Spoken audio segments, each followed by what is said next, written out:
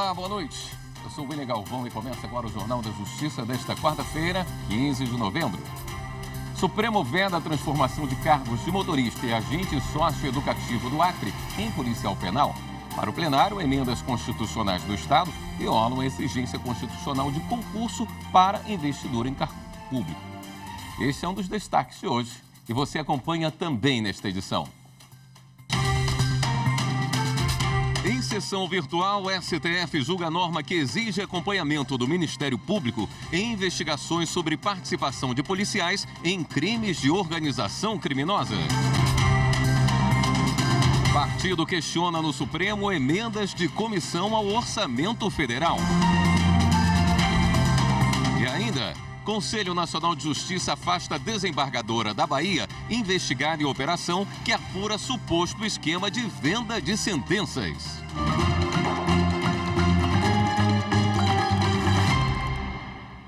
O plenário do Supremo Tribunal Federal proibiu a transformação de cargos de motorista penitenciário e agente socioeducativo do Acre em policial penal. Para os ministros, a norma estatal violou a exigência constitucional de concurso para cargo público. Repórter Pablo Lemos. O Supremo Tribunal Federal julgou inconstitucional a medida do Estado do Acre que autorizava a transformação dos cargos em policial penal. A emenda à Constituição Estadual também permitia o aproveitamento de servidores temporários nos quadros da Polícia Penal. A decisão foi tomada após a ação proposta pela Associação dos Policiais Penais do Brasil, que entendeu que a situação ofenderia a regra constitucional do concurso público. O relator, ministro Dias Toffoli, ressaltou as atribuições e requisitos distintos dos agentes socioeducativos e dos policiais penais.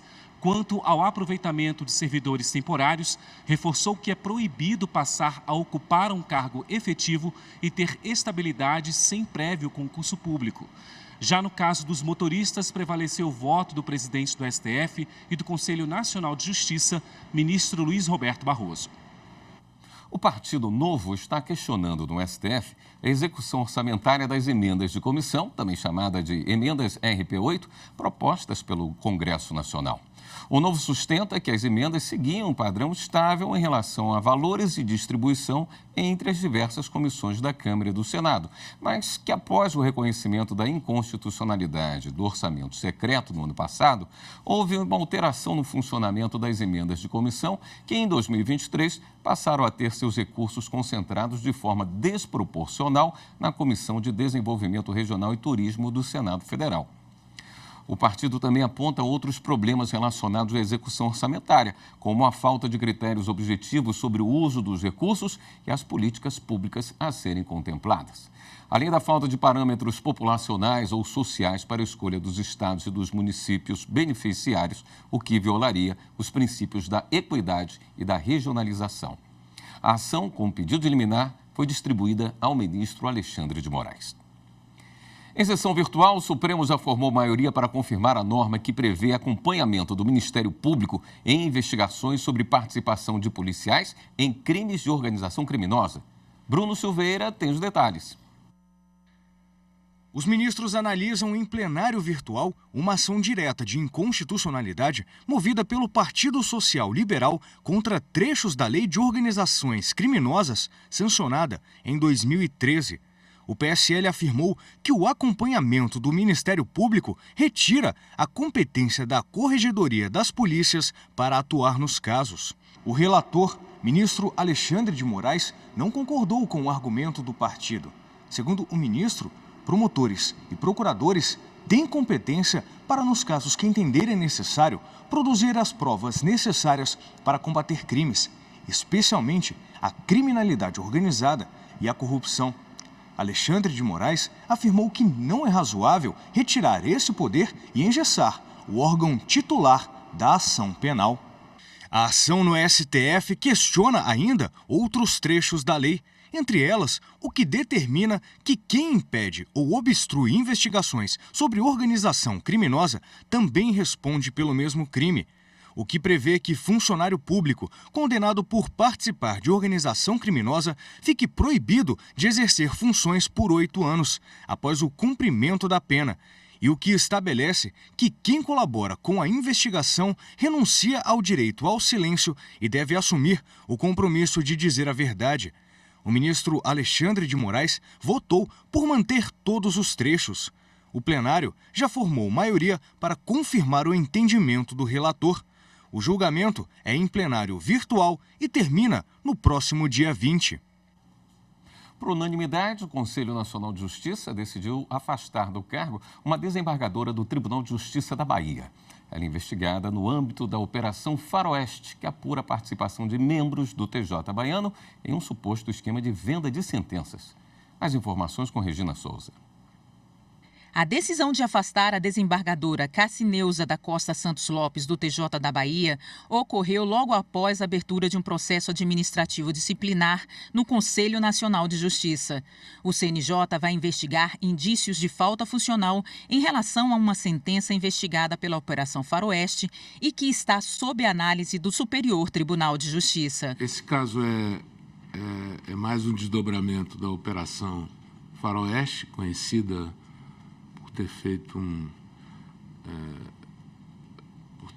uma investigação ampla no Tribunal de Justiça da Bahia, com algumas colaborações premiadas. Uma delas envolve essa própria magistrada e justamente essa sentença que ela prolatou, e isso tudo em apuração criminal no Superior Tribunal de Justiça. Nada obstante, ela foi promovida e a desembargadora atua no cível, e por isso mesmo é que, ao final, eu pleiteio aqui o afastamento. A desembargadora ficará afastada do cargo enquanto durar o processo administrativo disciplinar. Novembro é considerado o mês do doador de sangue. E com a chegada do fim do ano, os hemocentros de todo o país ficam em alerta. Tem região operando com apenas 50% do estoque. E você sabia que a garantia desse direito não depende apenas de doadores? A responsabilidade é da União. Quem explica é o repórter Pablo Lemos. Quando o estoque dos hemocentros do Brasil está baixo, em geral, a primeira medida é convocar a população para doar. E a doação de sangue, além de ser um ato voluntário, é uma garantia de responsabilidade do governo para toda a população. De acordo com a lei que regulamenta a doação de sangue no país, entre as responsabilidades do Ministério da Saúde para assegurar esse direito estão a de estabelecer critérios e conceder autorização para importação e exportação de sangue, componentes e hemoderivados, além de mecanismos que garantam reserva e mobilização em caso até de calamidade pública. A legislação, ela prevê odiernamente que os hemocentros eles tenham o quê? Um protocolo emergencial. Esse protocolo emergencial ele estabelece vários critérios de onde os entes estatais e também de responsabilidade da União e do município dispõem de atitudes que eles deverão adotar de chamamento dessa população para que os bancos de sangue sejam reabastecidos. Não há nenhuma obrigatoriedade, nenhuma compulsoriedade antes de um estado de emergência para que a população ela venha doar. A doação ela é um ato solidário e altruísta, mas nada advém também em um estado de emergência decretado pelo governo federal que atitudes mais severas sejam adotadas. E se houver necessidade de colaboração de outros estados, os hemocentros de todo o país devem percorrer o seguinte trajeto: acionar a coordenação do sangue, órgão ligado ao Ministério da Saúde, para que faça essa comunicação junto a outros hemocentros regionais que tenham estoque de sangue disponível para doar. Aqui no Hemocentro de Brasília, apesar dos níveis críticos, é a ajuda da população que tem feito a diferença neste fim de ano, quando o número de doadores diminui consideravelmente. A gente, como trabalha na área da saúde, sabe do tanto que falta, né, o tanto que é necessitado e alguns tipos de sangue. Então, a gente faz um pouquinho do papel, né, para poder estar podendo ajudar as pessoas mesmo. Recentemente, a minha família, nós precisamos, né? A minha tia realizou uma cirurgia e foi através da necessidade que me despertou estar aqui. Após queda nas doações de sangue nos últimos 2 meses, o Hemocentro da capital passou a operar com 50% do estoque. É o menor nível registrado nos últimos 5 anos, de acordo com a Secretaria de Saúde do Distrito Federal. A necessidade de doação abrange todos os tipos sanguíneos, mas é urgente para os grupos O positivo, O negativo e A positivo. São as maiores demandas entre os pacientes e estão 40% abaixo do nível considerado como seguro. E quem puder doar sangue, é preciso se atentar a algumas regras. É importante que você tenha entre 16 e 69 anos, pese pelo menos 51 quilos, traga um documento oficial com foto, venha bem alimentado, sem gordura e derivados do leite e não esteja doente. O primeiro grande requisito é você estar se sentindo bem de saúde. Eu acho que é muito importante a gente realmente estar doando, né? Porque tem muita gente em situações críticas de saúde, às vezes faltando, né, sangue. A gente que tem a oportunidade, a gente tem que pelo menos fazer a nossa parte, que eu acredito que se a gente fizer a nossa parte, o mundo vai ser realmente muito melhor. A seguir, MPF denuncia homem por discurso de ódio contra muçulmanos. Voltamos em instantes.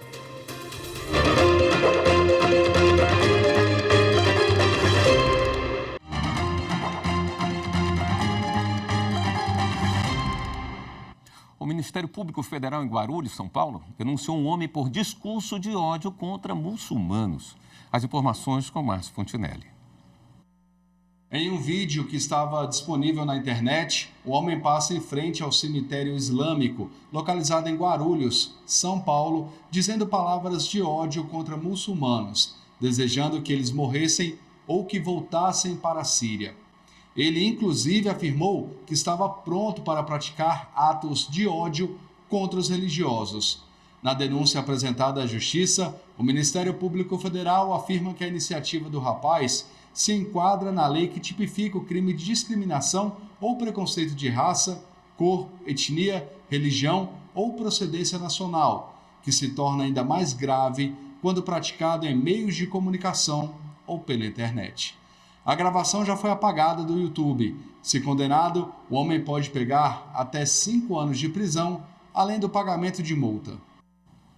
Os filhos de uma bancária falecida vão poder receber valores decorrentes de adesão ao plano de demissão voluntária. A trabalhadora morreu antes da data acertada para o pagamento da indenização compensatória.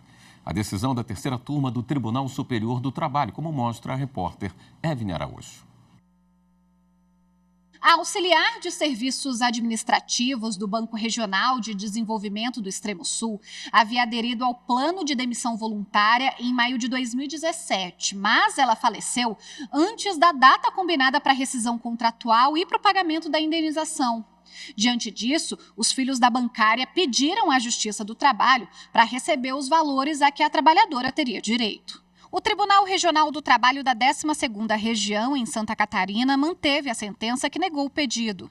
Segundo o TRT, as condições estabelecidas para o recebimento da indenização prevista no PDV não teriam sido implementadas.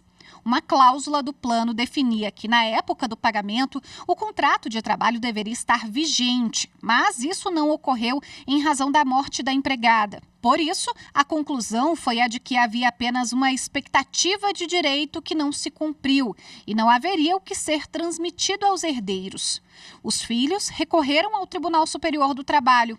O ministro José Roberto Freire Pimenta, relator do caso na 3ª turma, explicou que a previsão normativa de pagamento da indenização compensatória depois da adesão é apenas uma condição suspensiva para o recebimento da parcela, mas não afasta o direito adquirido com a adesão do PDV. Com o reconhecimento do direito dos herdeiros ao recebimento da indenização, a 3ª turma determinou o retorno dos autos ao tribunal de origem para continuar o julgamento. O colegiado acompanhou o voto do relator por unanimidade.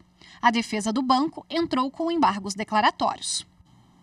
O juizado do torcedor e dos grandes eventos do Rio Grande do Sul participa da Feira do Livro de Porto Alegre. Pela 8ª vez consecutiva, o judiciário está presente em uma das festas mais tradicionais da capital. Confira na reportagem de Matheus Beck. Desde 2015, a Feira do Livro conta com um estande a mais na Praça da Alfândega.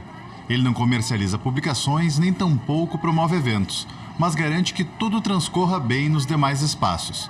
É o juizado do torcedor e dos grandes eventos. presente não apenas em shows e estádios de futebol, mas, como o nome já diz, nos principais eventos da capital. O Juizado do Torcedor é um segmento do Poder Judiciário que visa a atender os espaços de entretenimento.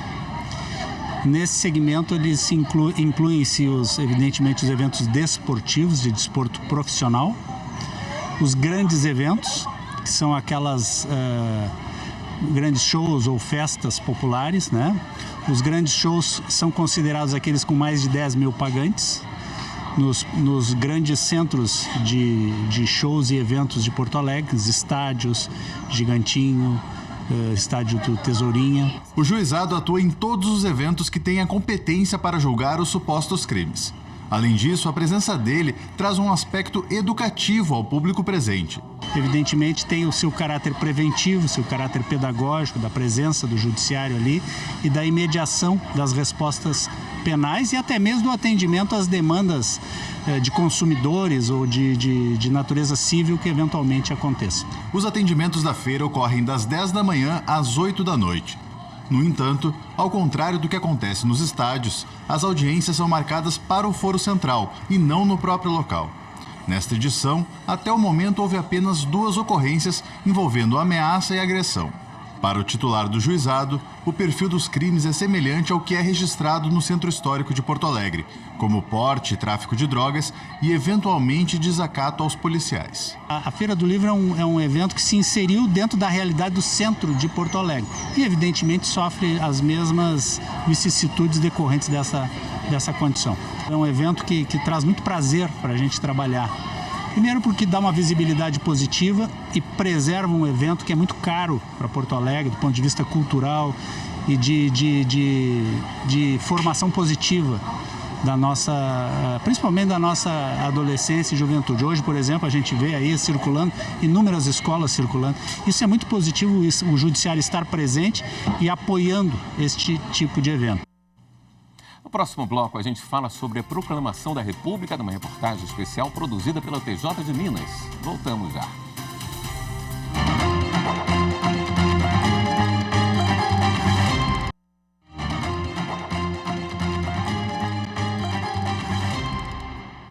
O Ministério Público Federal voltou a defender que o ex-jogador de futebol Robinho cumpra a pena pelo crime de estupro coletivo no Brasil.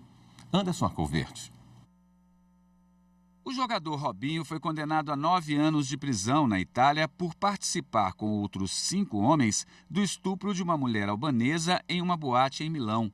O crime ocorreu em 2013. A mulher estava inconsciente por causa do grande consumo de bebida alcoólica. Robinho foi condenado no ano passado, mas já morava aqui no Brasil. O Tribunal de Justiça de Milão pediu então ao Estado brasileiro que homologue a sentença condenatória para que o jogador possa cumprir a pena aqui. A Constituição proíbe que brasileiros natos sejam extraditados para cumprir penas no exterior, mas o Brasil tem um acordo de cooperação jurídica com a Itália. No parecer encaminhado ao Superior Tribunal de Justiça, o Ministério Público Federal afirmou que os procedimentos em relação a Robinho respeitam todos os pressupostos legais e regimentais para a transferência da execução da pena. O STJ ainda deverá decidir se homologa ou não a transferência. Representantes do Núcleo de Sustentabilidade do Tribunal de Justiça do Mato Grosso visitaram a Associação de Catadores. O objetivo foi conhecer de perto o trabalho feito por eles, que são parceiros do Judiciário. Repórter Laura Meirelles. O Núcleo de Sustentabilidade do Tribunal de Justiça de Mato Grosso visitou um dos ecopontos gerenciados pela Associação de Catadores de Materiais Recicláveis e Reutilizáveis Mato Grosso Sustentável, a ASMATES, em Várzea Grande. Membros da associação e do núcleo trocaram experiências e a realidade dos catadores foi apresentada. Nossa ideia de vir aqui conhecer é justamente para a gente começar na nossa organização lá no tribunal. A gente agora que está com a implantação do nosso plano de gerenciamento de resíduos, que a gente quer fazer a separação de todos os tipos de resíduos, justamente para que a gente envie aqui para os catadores e facilitem o trabalho deles também. A parceria com as ASMATES teve início em 2019. Desde então, a associação é responsável por dar a destinação ambientalmente correta aos resíduos produzidos pelo TJ, Anexo e Comarca de Cuiabá. A primeira leva de material reciclável que o TJ passou para a associação, nós demos um pontapé no cercamento da área tão sonhada que vai ser a nossa sede. Então foi um dinheiro muito bacana naquela coleta que nós fizemos do arquivo, que com aquele dinheirinho nós podemos começar a crescer, sabe? Estruturalmente crescer. Então é simples uma cerca? Mas foi com o nosso esforço e com a parceria do TJ que nós começamos. Atualmente, a Asmates é formada por 95 catadores que trabalhavam no lixão de Várzea Grande e, após o fechamento do local, eles foram obrigados a se organizar para continuar se sustentando. Além do repasse de materiais recicláveis, o TJ também vai organizar um bazar solidário, onde todos os recursos serão destinados à associação. Quando a gente pensou no guarda-roupa solidário, a gente pensou certamente com esse viés da sustentabilidade, de reaproveitamento de roupas, de economia circular, mas daí a gente pensou na função social. O que a gente pode fazer, né? Vamos arrecadar então o dinheiro e doar para uma associação que precise. E aí a gente pensou em quem? Quem que já está parceiro aqui com a gente, né? Que é a Asmates, que já faz um trabalho para a gente, que já recolhe os nossos resíduos há algum tempo, né? Nós temos um termo de cooperação e aí a gente não precisava conhecer a realidade deles, o que eles estão precisando. E aí a gente chega aqui em loco, a gente vê que eles precisam de muito mais do que aquilo que a gente estava, né, imaginando inicialmente. Então só reforça a importância, reforça aquela vontade mesmo de fazer acontecer o bazar, de que dê certo, que seja um sucesso, que todos os servidores participem, para a gente conseguir arrecadar o máximo possível, para também ajudar eles agora na construção do espaço deles, né? Hoje, 15 de novembro, é celebrado o Dia da Proclamação da República. E a equipe do Tribunal de Justiça de Minas Gerais produziu uma reportagem especial para nos lembrar a importância desta data para a história e para o judiciário do país. Em 15 de novembro de 1889 foi proclamada a República. Motivada pela insatisfação de diferentes grupos da sociedade, sobretudo os militares, com a monarquia, um outro ponto, segundo o desembargador Dorgal Andrada, foi crucial para a queda do imperador Dom Pedro II, a abolição da escravatura, assinada pela própria filha do imperador, a princesa Isabel. O que ajudou a cair a monarquia foi isso também. Foi que um ano antes ela caiu em 89. Em 88 veio a abolição. Foi a abolição com a princesa Isabel. E tem um caso que é histórico, que é verdadeiro, esqueci o personagem que virou para ela e falou: você está assinando a abolição, a libertação dos escravos e está assinando a perda do trono. Por quê? Os poderosos, muitos dos barões que tinham título, tinham muitos escravos. E esse pessoal dependia muito da mão de obra escrava. Ela, a filha do imperador, o imperador não quis assinar, mas ele deixa ela assinar, esse pessoal rompeu com a monarquia. E eles queriam indenização. O problema era esse. Eles até aceitavam, desde que se pagasse o preço. Mas o pessoal achou imoral isso, pagar pela libertação dos outros. Ninguém tem preço, a vida da liberdade tem preço. Então não conseguiram a indenização. Aí eles se vão... Então a monarquia já não era popular, o imperador dizem que ele era muito popular, ele, figura física, ele era queridíssimo, mas a engrenagem da monarquia, o governo era muito impopular. O evento histórico que mudou os rumos do país trouxe também mudanças para o judiciário. O professor de Teoria da Constituição, Ricardo Sacco, aponta a primeira delas. Os magistrados passaram a ter mais segurança profissional. Houve, após a Constituição de 1891, o estabelecimento de garantias à magistratura que não existiam durante o período monárquico, com a Constituição de 1824. Na Constituição de 1824, era estabelecido que havia uma estabilidade para os magistrados, mas eles poderiam ser removidos do cargo e poderiam ser mudados de comarcas de acordo com a lei. Já posteriormente, durante a República, veio a ideia do princípio da vitalicidade, de forma a garantir ali ao magistrado a segurança de que ele vai permanecer naquele seu local de jurisdição sem se preocupar em agradar este ou aquele. O segundo ponto levantado pelo professor diz respeito à Justiça Estadual, que virou alvo de Marechal Deodoro da Fonseca, um dos personagens que levaram à queda da monarquia e se tornou, assim, o primeiro presidente do país. De acordo com Ricardo Sacco, o Marechal queria, após a proclamação da República, por fim, a Justiça Estadual. Os primeiros anos foi, no que se refere ao Poder Judiciário, um marco, foi a tentativa de acabar com a Justiça Estadual, o que seria nefasto para o país. E não aconteceu por quê? Não conseguiu acabar por quê? Houve forte resistência, houve levantes contra o Marechal Deodoro da Fonseca. Alguns políticos conseguiram impor resistência, dentre eles Rui Barbosa, que sempre foi um defensor da liberdade, um defensor da democracia, e ele tomou para si o projeto e conseguiu que fosse aprovada a Constituição de 1891, mantendo o Poder Judiciário Estadual. Existem fatos curiosos nessa história. Um deles é que no Brasil monárquico os cartórios não existiam. Quem emitia, por exemplo, certidões de nascimento e casamento era a Igreja Católica. Quem explica isso em detalhes é o desembargador Dorgal Andrada. Outra mudança interessante foi essa, que com a República houve então a quebra da dissociação do Estado com a Igreja Católica. A Igreja Católica continuou normalmente, mas não pertencia mais o Estado, não passou a ser um Estado laico. O Estado não era oficialmente mais católico, como constava na Constituição anterior, né, a monarquia. E ele sendo laico, é curioso que na monarquia os registros de nascimento, casamento e falecimento de óbito eram feitos nas igrejas. Não tinha um registro civil fazendo isso. Você ia à igreja e fazia o nascimento, o registro de nascimento. O batismo era só quem quisesse. O nascimento, o casamento e o óbito na própria igreja. Então, você precisando de uma certidão de óbito, você ia na igreja durante a monarquia e esse documento era oficial. Quando vem a República, não. Tudo que era da igreja tinha valor só para a igreja, não tinha valor mais para o Estado. Então foi preciso criar os cartórios de registro civil, onde registro civil, pessoas naturais, você registra o seu casamento, registra o seu casamento, o óbito, o nascimento, e com isso afasta-se da igreja. Isso também é um movimento dentro do judiciário, né? O valor jurídico desses documentos passa a ser alterado justamente por causa da República. A República deixa de ser um Estado oficialmente católico. E todos os servidores, todos os juízes, os parlamentares puderam ser também não católicos. Antes não poderiam ser. O Jornal da Justiça fica por aqui. Uma ótima noite para você. Até amanhã.